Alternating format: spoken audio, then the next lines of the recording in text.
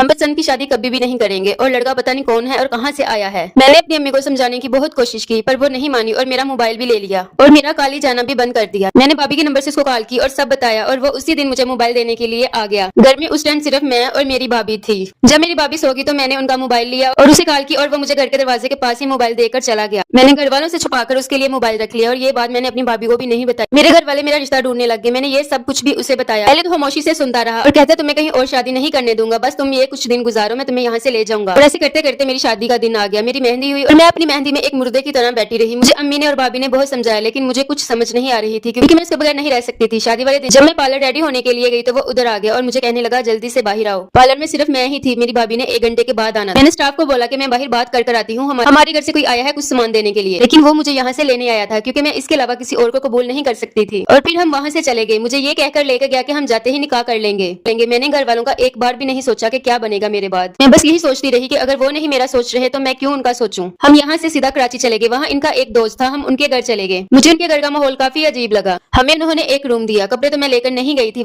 वही एक जोड़ा जो मैंने पहना हुआ था और ऊपर अबाया पहना हुआ था। इसके अलावा मेरे पास बस पैसे ही थे और जो मोबाइल उसने मुझे दिया था या जो उसका अपना मोबाइल था हम उधर ही रास्ते में फेंक आए थे। और अब उसके पास जो मोबाइल था उसके बकौल वो उसके दोस्त ने दिया था।